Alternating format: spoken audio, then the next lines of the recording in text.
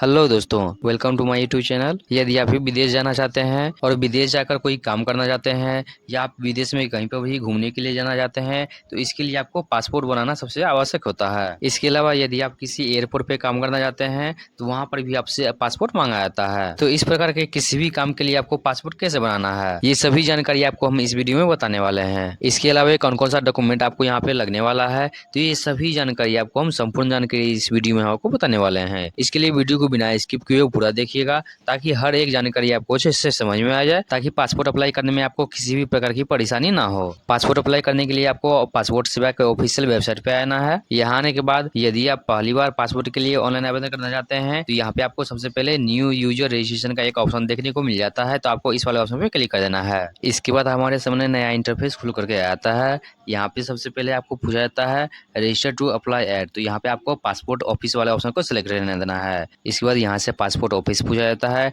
तो आपको यहाँ से अपना पासपोर्ट ऑफिस सिलेक्ट कर लेना है। यहाँ पे सभी राज्य का अलग अलग पासपोर्ट ऑफिस दिया हुआ है, तो अभी मैं बिहार से अप्लाई करना चाहता हूँ तो यहाँ पे आपको पटना का एक ऑप्शन देखने को मिलता है, तो यहाँ पे आपको पटना सिलेक्ट कर लेना है। इसके बाद गिव ए नेम पूछा जाता है, तो जो भी आवेदक का नाम होगा वो आवेदक का नाम आपको यहाँ पे फिल कर देना है। यहाँ पे आपको ध्यान देना है कि यदि आपका नाम 3 वर्ड में आता है तो आपको फर्स्ट नेम और मिडिल नेम आपको यहाँ पे फिल कर देना है। इसके बाद यहाँ पे आपका सरनेम मांगा जाता है, तो जो भी आपका लास्ट नेम होगा वो लास्ट नेम आपको यहाँ पे फिल कर देना है। इसके बाद डेट ऑफ बर्थ मांगा जाता है, तो जो भी आपका डेट ऑफ बर्थ होगा वो आपको यहाँ से सिलेक्ट कर लेना है। इसके बाद यहाँ पर ईमेल आईडी मांगा जाता है, तो आपको यहाँ पे अपना चालू ईमेल आईडी फिल कर देना है। इसके बाद यहाँ पर पूछा जाता है कि क्या आप अपना ईमेल आईडी को ही अपना लॉगिन आईडी बनाना चाहते हैं, तो यहाँ पे आपको ये रहने देना है। इसके बाद लॉगिन आईडी में ऑटोमेटिक आपका ईमेल आईडी देखने को मिल जाता है। इसके बाद पासवर्ड बनाने के लिए बोला जाता है, तो आपको अपने अनुसार 8 अंक का कोई भी पासवर्ड क्रिएट कर लेना है। इसके बाद दोबारा से कंफर्म पासवर्ड मांगा जाता है, तो सेम पासवर्ड आपको यहाँ पे फिल कर देना है। इसके बाद हिंट क्वेश्चन पूछा जाता है, तो यहाँ से आपको कोई भी एक ऑप्शन को सिलेक्ट कर लेना है। उसके बाद यहाँ पर आपको उसका आंसर फिल कर देना है। इसके बाद कैप्चा फिल करने के लिए बोला जाता है, कैप्चा फिल कर देंगे। उसके बाद आपको रजिस्टर का एक ऑप्शन देखने को मिल जाता है, तो आपको रजिस्टर वाले ऑप्शन पे क्लिक कर देना है। रजिस्टर करने के बाद आपको इस प्रकार का इंटरफेस देखने को मिल जाता है।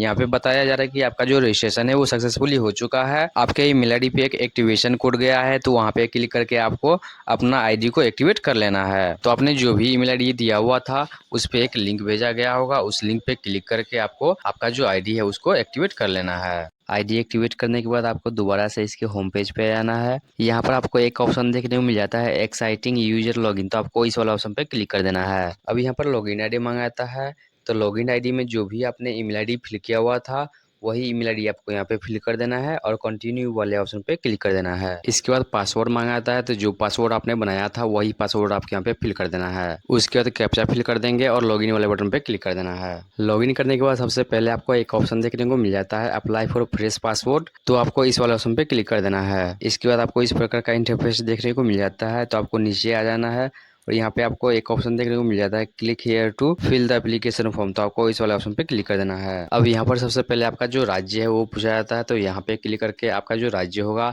अपने राज्य का नाम आपको यहाँ से सेलेक्ट कर लेना है।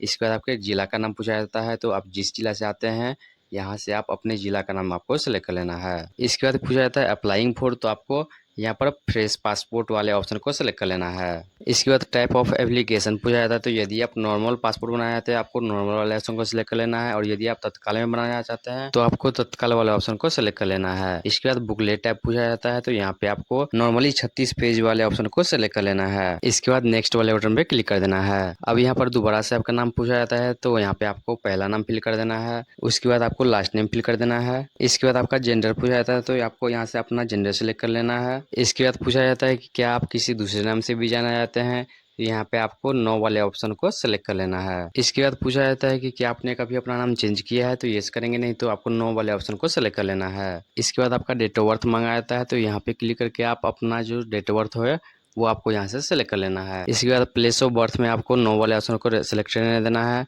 उसके बाद यहाँ पे प्लेस ऑफ बर्थ पूछा जाता है, तो आपका जो जन्म है वो जन्म स्थान आपका कहाँ पे है उसका नाम आपको यहाँ पे फिल कर देना है। इसके बाद आपके राज्य का नाम पूछा जाता है, तो यहाँ पे क्लिक करके आप अपने राज्य का नाम आपको यहाँ से सेलेक्ट कर लेना है।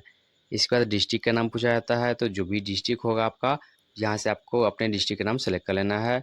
इसके बाद यहाँ से पूछा जाता है कि क्या आप मैरिड हैं या अनमैरिड हैं, तो मैरिटल स्टेटस में यदि आप शादीशुदा हैं तो यहाँ पे क्लिक करके आपको मैरिड सेलेक्ट कर लेना है, ये नहीं तो आप अपने अनुसार जो भी है आपको यहाँ से सेलेक्ट कर लेना है। इसके बाद citizen of India by birth रहने देना है। इसके बाद यहाँ पर पैन कार्ड का नंबर मांगा जाता है, तो यदि आपके पास पैन कार्ड है तो यहाँ पे देंगे, नहीं तो इसको आप छोड़ सकते हैं। इसके बाद वोटर कार्ड का डिटेल देना है तो दे सकते हैं, नहीं तो इसको भी आप छोड़ सकते हैं। इसके बाद एम्प्लॉयमेंट टाइप पूछा जाता है, तो यहाँ से आपको अपने अनुसार जो भी आपका पैसा है वो आपको सेलेक्ट कर लेना है। यदि आप कोई भी काम नहीं करते हैं तो यहाँ पे आपको एक ऑप्शन देखने को मिल जाता है नॉट एम्प्लॉयड का, तो आपको नॉट एम्प्लॉयड वाले ऑप्शन को सेलेक्ट कर लेना है। इसके बाद पूछा जाता है कि क्या आपके पेरेंट्स किसी भी सरकारी नौकरी में है, तो यहाँ पे आपको यस करना है, नहीं तो आपको नो वाले ऑप्शन को सेलेक्ट कर लेना है। इसके बाद आपका एजुकेशन क्वालिफिकेशन पूछा जाता है, तो यहाँ पे क्लिक करके आप जहाँ तक पढ़े हुए हैं उसकी जानकारी आपको यहाँ से फिल कर देना है। इसके बाद पूछा जाता है कि क्या आप नॉन ईसीआर कैटेगरी से आते हैं, तो यदि आप 10वीं या उससे ज़्यादा पढ़े हुए हैं तो आपको यहाँ पे येस कर देना है, और यदि आप 10वीं पास भी नहीं है तो आपको नो वाले उसको सेलेक्ट कर लेना है। इसके बाद विजुअल आइडेंटिफिकेशन मार्क पूछा जाता है, तो जो भी आपका पहचान चिन्ह होगा वो पहचान चिन्ह आपको यहाँ पे फिल कर देना है। इसके बाद आपका आधार नंबर मांगा जाता है, तो आपको यहाँ पे अपना आधार नंबर फिल कर देना है। आधार नंबर फिल करने के बाद यहाँ पे आपको आई एग्री वाले ऑप्शन में येस वाले ऑप्शन को आपको सेलेक्ट कर लेना है।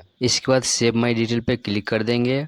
उसके बाद आपको नेक्स्ट का एक ऑप्शन देखने को मिल जाता है, तो आपको नेक्स्ट वाले ऑप्शन पे क्लिक कर देना है। इसके बाद फैमिली डिटेल मांगा जाता है। फैमिली डिटेल में सबसे पहले आपके पिता का नाम मांगा था, तो यहाँ पे पिता का पहला नाम फिल कर देना है। पहला नाम फिल करने के बाद आपके पिता का जो लास्ट नेम है वो मांगाता है, तो यहाँ पे आपका पिता का जो लास्ट नेम है वो फिल कर देना है। इसके बाद मदर का नाम पूछा जाता है, तो जो भी आपके माता का नाम होगा आपको यहाँ पे फिल कर देना है। इसके बाद माता का जो सरनेम होगा, जो लास्ट नेम होगा वो आपको यहाँ पे फिल कर देना है। इसके बाद लीगल गार्जियन का नाम पूछा जाता है, तो यहाँ पे आपके पिता का नाम फिल कर देना है, नहीं तो आप इसको छोड़ भी सकते हैं, ये मैंडेटरी नहीं है। इसके बाद आपको नीचे आ जाना है, नीचे आपको नेक्स्ट वाले बटन पे क्लिक कर देना है। इसके बाद यहाँ पे पूछा जाता है कि क्या आपका एड्रेस जो है वो इंडिया से बाहर है, तो आपको नो वाले ऑप्शन पे सिलेक्ट कर लेना है। उसके बाद यहाँ पे आपका जो एड्रेस है घर का वो प्रॉपर एड्रेस आपको यहाँ पे फिल कर देना है। इसके बाद आपके गांव का नाम यहाँ पे फिल कर देना है। इसके बाद आपके राज्य और डिस्ट्रिक्ट का जो नाम है वो पहले से ही सिलेक्ट रहता है। इसके बाद आपके पुलिस स्टेशन का नाम यहाँ पे पूछा जाता है, तो यहाँ पे क्लिक करके आपका जो थाना होगा थाने का नाम आपको यहाँ से सिलेक्ट कर लेना है। इसके बाद पिन कोड मांगा जाता है, तो आपके एरिया का पिन कोड फिल कर देना है। इसके बाद आपका मोबाइल नंबर मांगा जाता है, तो आपका जो मोबाइल नंबर होगा वो मोबाइल नंबर आपको यहाँ पे फिल कर देना है। इसके बाद यहाँ पे ईमेल आईडी मांगा जाता है, तो आपका जो ईमेल आईडी होगा वो ईमेल आईडी आपको यहाँ फिल कर देना है। इसके बाद यहाँ पे पूछा जाता है कि आपका कोई परमानेंट एड्रेस भी है, तो ये है, तो यहाँ पे आपको येस कर देना है। उसके बाद यहाँ पे नया ऑप्शन खुल के आ जाता है। यहाँ पूछा जाता है कि आपका जो परमानेंट एड्रेस है और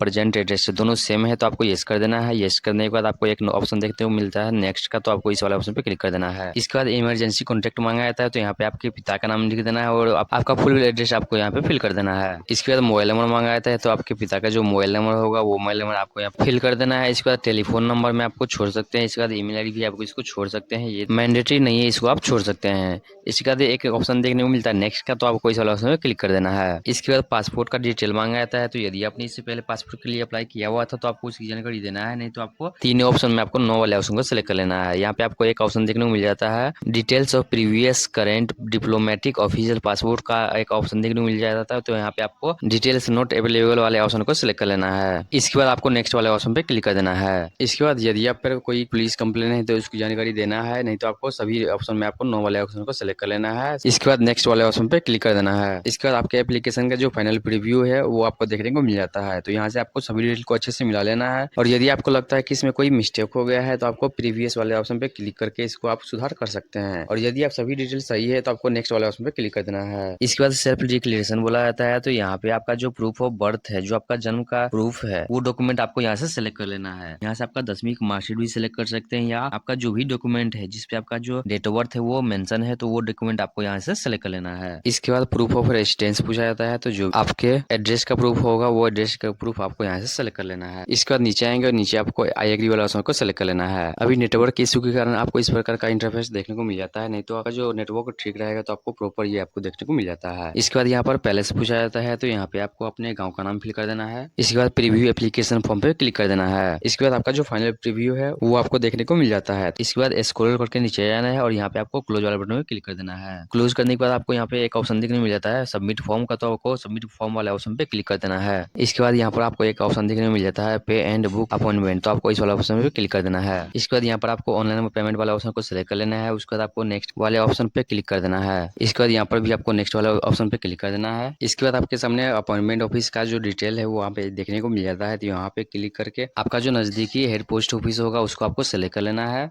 इसके बाद कैप्चा फिल करेंगे और नेक्स्ट वाले बटन पे क्लिक कर देना है। इसके बाद अपॉइंटमेंट डेट सेलेक्ट करने के लिए बोला जाता है। तो यहाँ पर जो भी डेट ग्रीन रंग में आपको देखने को मिल जाता है, उस डेट को आप अपॉइंटमेंट के लिए सेलेक्ट कर लेंगे। इसके बाद आपको पे एंड बुक अपॉइंटमेंट वाले ऑप्शन पे क्लिक कर देना है। पेमेंट करने के लिए यहाँ से आपको कोई भी पेमेंट मेथड सेलेक्ट कर लेना है और इसका जो पेमेंट है 1500 का, वो आपको कर देना है। पेमेंट सक्सेस होने के बाद नीचे में आपको एक ऑप्शन देखने को मिलता है क्लिक हियर का, तो आपको इस वाला ऑप्शन पे क्लिक कर देना है। इसके बाद आपका अपॉइंटमेंट कंफर्मेशन देखने को मिल जाता है। तो नीचे स्क्रॉल करके यहाँ पे आपको प्रिंट एप्लीकेशन रिसिप्ट पे क्लिक करके इसको प्रिंट करके आपको रख लेना है। इसके बाद यहाँ पर आपको व्यू सेव्ड और सबमिटेड एप्लीकेशन वाले ऑप्शन पे क्लिक कर देना है। इसके बाद यहाँ से आपको अपने एप्लीकेशन वाले ऑप्शन को टिक कर देना है और यहाँ पर आपको एक ऑप्शन देखने को मिल जाता है अपलोड सपोर्टिंग डॉक्यूमेंट का, तो आपको इस वाले ऑप्शन पे क्लिक कर देना है। इसके बाद यहाँ से पूछा जाता है आप कौन सा डॉक्यूमेंट अपलोड करना चाहते हैं। तो हम सबसे पहले date of birth proof select कर लेते हैं। उसके बाद यहाँ पे पूछा जाता है कि डेट ऑफ बर्थ प्रूफ के लिए आप कौन सा डॉक्यूमेंट यहाँ पे लगाना चाहते हैं। तो यहाँ से जो भी डॉक्यूमेंट आप देना चाहते हैं उस डॉक्यूमेंट को आपको यहाँ से सेलेक्ट कर लेना है। इसके बाद चूज फाइल पे क्लिक करके आपको अपना डॉक्यूमेंट सेलेक्ट कर लेना है और अपलोड कर देना है। इस प्रकार आपका डॉक्यूमेंट अपलोड हो जाता है। इसी प्रकार आपको एड्रेस प्रूफ और नॉन ईसीआर प्रूफ को सेलेक्ट कर लेना है और उसका डॉक्यूमेंट आपको अपलोड कर देना है। सभी डॉक्यूमेंट अपलोड करने के बाद दोबारा से आपको व्यू सबमिटेड एप्लीकेशन पे क्लिक कर देना है। फिर अपने एप्लीकेशन को सेलेक्ट करेंगे और प्रिंट सबमिटेड फॉर्म पे क्लिक करके इसका जो पीडीएफ है वो आपको प्रिंट करके रख लेना है। इसके बाद आपने जो भी अपॉइंटमेंट डेट बुक किया था उस डेट को आपको अपने अपॉइंटमेंट ऑफिस पे चला जाना है। वहाँ पे आपके सभी डॉक्यूमेंट का वेरिफिकेशन किया जाएगा। अपॉइंटमेंट बुक करने के बाद आपका जो एप्लीकेशन है वो वेरीफाई होगा। वेरीफाई होने के बाद आपका जो पासपोर्ट है डाक के द्वारा आपके घर पे पहुंचा दिया जाएगा। तो दोस्तों इस प्रकार अपना पासपोर्ट जो है वो आप बनवा सकते हैं। उम्मीद करता हूँ कि जो भी जानकारी हमने आपको बताया है वो आपको समझ में आया होगा, अच्छा लगा होगा। यदि वीडियो आपको अच्छा लगा तो वीडियो को लाइक कीजिएगा तथा चैनल को सब्सक्राइब जरूर कर लीजिएगा ताकि ऑनलाइन से जुड़ी हुई जो भी अपडेट है वो आपको मिलती रहे।